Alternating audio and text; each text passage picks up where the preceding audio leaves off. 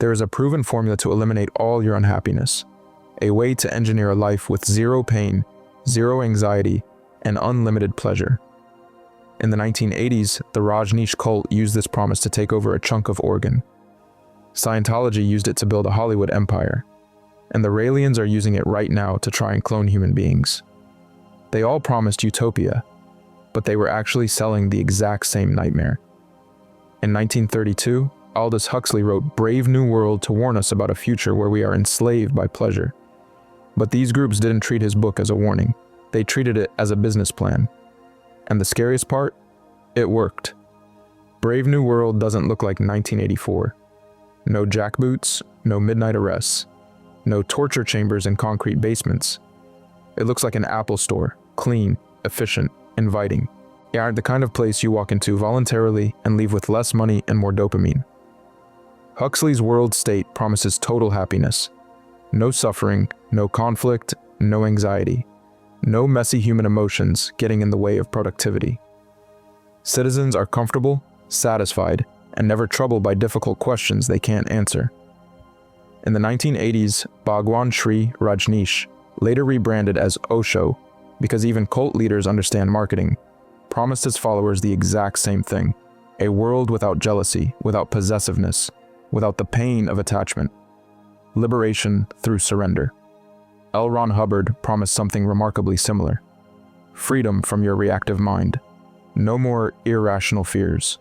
No more limiting beliefs. No more traumatic memories sabotaging your potential. Just pure, optimized consciousness. A new kind of human being, free from the bugs in the mental software. The Raelians promise a future where suffering is literally engineered out of existence. Disease, gone. Death, optional. Unhappiness, a bug in the human code that technology will patch. Just wait for the aliens to return. They all sold paradise. Different brochures, different salespeople. Same destination, and the worst part? The man who wrote the blueprint for this nightmare eventually fell for it himself. But we'll get to his betrayal in a minute. In Brave New World, the government enforces a simple rule: everyone belongs to everyone else. Monogamy is treated like a mental illness, a dangerous psychological deviation. If you're seeing the same person for more than a few months, your friends stage an intervention. Loyalty to one person is treason against the collective. You might think this is fiction, an exaggeration for dramatic effect. But in the 1980s, if you walked into Rajneeshpuram in Oregon, you would see this exact rule in action. Relationships were discouraged, partners were rotated. Attachment was treated as spiritual weakness, evidence you hadn't truly surrendered your ego. The commune practiced radical sexual freedom not as liberation, but as a tool to prevent loyalty to anything except the organization. Rajneesh didn't need to read the book to understand the principle. If you destroy the family, the cult becomes the family. If you eliminate private loyalty, all that's left is loyalty to the group. Attachment to another person is competition for the leader. All night his followers worked 12-hour days for no pay while he accumulated 93 Rolls Royces. 93. His secretary later went to prison for bioterrorism, poisoning salad bars to influence a local election. But during the commune's heyday, sannyasins would have died for him, because they weren't being controlled. They were being liberated. They'd chosen this. They were the enlightened ones. But while Rajneesh controlled the body through pleasure, others wanted to control biology itself. In Brave New World, humans aren't born, they're manufactured. The Central London Hatchery and Conditioning Center. Babies decanted like wine on assembly lines. Alphas bred for leadership with full oxygen and perfect nutrition. Epsilons deliberately brain damaged in the womb because someone needs to push buttons, and that someone shouldn't be capable of wondering why. Huxley imagined this as horror. The Raelians read it as inspiration. Founded in 1974 by a French journalist who claimed aliens contacted him during a volcanic hike, Raelism teaches that humans were created through genetic engineering by extraterrestrials called the Elohim. Their solution to suffering? More genetic engineering. Designer babies, human cloning. They promoted Cloned, which claimed to have cloned a human baby in 2002, though they never provided proof. Huxley imagined the hatchery as dystopia. The Raelians are trying to build it. They envision a future where we eliminate disease, death, and imperfection by engineering better humans from the cellular level up. The book warned against treating biology as an engineering problem. Some people took notes. In Brave New World, citizens are programmed through hypnopedia, sleep teaching, phrases pumped into your unconscious while you're basically still gestating. Everyone belongs to everyone else. Ending is better than mending. A gram is better than a dam. Thousands of repetitions, night after night, year after year. By the time you're conscious, your beliefs aren't yours. They're installed, like software. You don't think thoughts think you, and you never question them because questioning feels impossible. Huxley used recordings under the pillow. L. Ron Hubbard used the E-meter. Scientology's whole system is designed to eliminate negative emotions through technology. Auditing sessions use an E-meter, basically a lie detector from a garage sale, to find your engrams. Traumatic memories hiding in your reactive mind. These engrams supposedly cause all your problems. Your fears, your failures, your inability to reach your potential. They're bugs in your mental software. By confronting these engrams over hundreds of hours, across many years, for hundreds of thousands of dollars, you become clear. Free from emotional baggage, rational, optimized, a better human, or at least a much poorer one.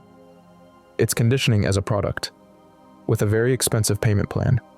The organization has rigid hierarchies. Sea Org members sign billion-year contracts.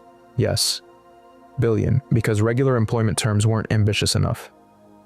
They live in communal facilities, work insane hours. Their children are raised by the group. Personal relationships are monitored. I'm questioning is evidence you need more auditing, more conditioning, more expensive courses, and it's all voluntary. No one forces you to join, but once you've invested years, your savings, and your entire identity, leaving feels impossible. You've been engineered to love your servitude. You just paid for the privilege. Huxley wanted to delete messy human emotion through sleep conditioning.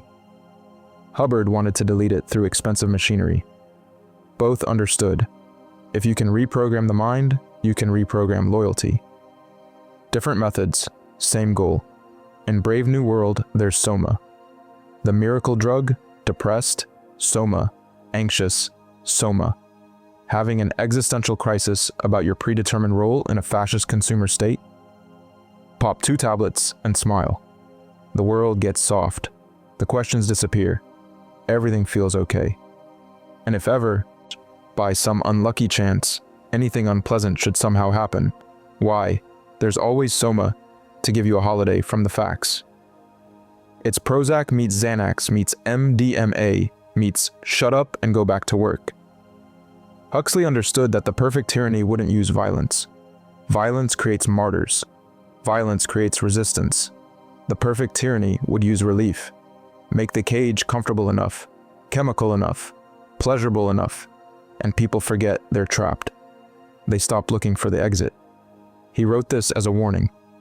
Then, 22 years later, he tried mescaline for the first time. And he loved it. Wrote a whole book about it. The Doors of Perception. Described transcendent visions and mystical unity with the universe. Called it the most extraordinary experience of his life. Then became a cheerleader for psychedelic exploration. The man who wrote the definitive warning about using drugs to engineer consciousness started advocating for using drugs to engineer consciousness. The 1960s counterculture ate it up. Timothy Leary called him a prophet. Ken Kesey and his merry pranksters passed out LSD like candy at parties and on cross-country bus trips. Hippie communes stockpiled his books alongside tabs of acid. LSD became the soma of a generation seeking liberation through chemistry. But Huxley got uncomfortable, because people were missing the point. Again, he tried to make distinctions. Psychedelics expand consciousness, he argued. Soma suppresses it. Exploration versus escape. Liberation versus conditioning. But the line was thinner than he'd hoped, much thinner. communes dosed new members to break down ego resistance, and the Family International used LSD to make followers more pliable. The Manson family kept followers permanently high to make them suggestible enough to commit murder. Huxley wrote the blueprint for drug-based social control. Then he handed out the drugs. Soma was the ultimate tool of the world state. And ironically, the author became one of its biggest advocates. Every group that echoed Brave New World had the same sales pitch. They were escaping control, not entering it. Rajneesh promised freedom from social conditioning, while conditioning his followers more thoroughly than society ever could. But it's liberation.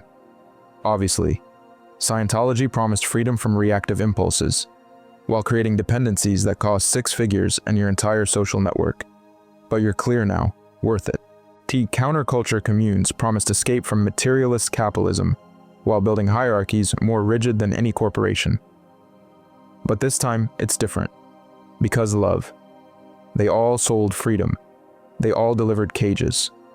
But here's the magic trick. If the cage is comfortable enough, people forget they're trapped. If obedience feels like autonomy, resistance becomes literally unthinkable. You can't rebel against a system you don't recognize as a system. You can't escape a prison you think is paradise. You can't question beliefs that feel like your own. Huxley had written, a really efficient totalitarian state would be one in which the all-powerful executive controls a population of slaves who do not have to be coerced because they love their servitude. He wasn't predicting the future, he was describing a recurring pattern. A template that resurfaces whenever humans decide suffering is optional. He looked at the techniques emerging in his era, mass media, behaviorism, pharmaceutical mood control, assembly line efficiency, and extrapolated. He showed what happens when we perfect the art of making people love their chains. The book was supposed to inoculate readers, show them the patterns so they'd recognize the danger. Instead, it gave some people ideas. Brave New World stays relevant not because Huxley predicted the future, but because he described a recurring temptation. A pattern that resurfaces whenever humans decide suffering is a design flaw. Every generation discovers new tools for engineering happiness, and new justifications for using them. Behaviorism became positive psychology. Soma became Prozac, then MDMA therapy, then microdosing, Arsha then whatever biohack is trending this week. Hypnopedia evolved into algorithmic content curation that shapes your thoughts, while you scroll through feeds designed to maximize engagement, not enlightenment. The techniques change, the promise stays the same. We can engineer suffering away. We can optimize consciousness. We can build better humans. And somewhere, someone reads that promise as permission. Modern wellness culture echoes the world state constantly. Optimization bros pursue chemical and behavioral hacks to eliminate negative emotions. Online communities form around practices promising transcendence through technique. Biohackers treat consciousness as a system to be debugged. Productivity gurus sell freedom from distraction while building attention traps.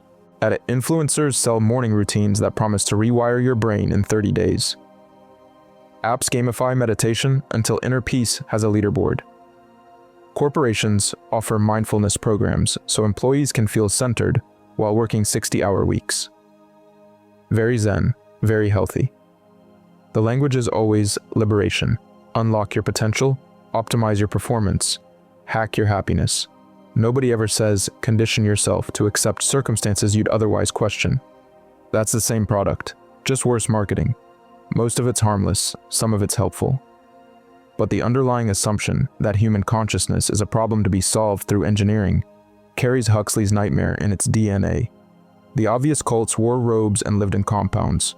Easy to spot, easy to mock. The dangerous versions are invisible, they're mainstream. They don't demand surrender, they promise optimization. They don't require faith, they offer productivity. They don't call themselves cults, they call themselves solutions.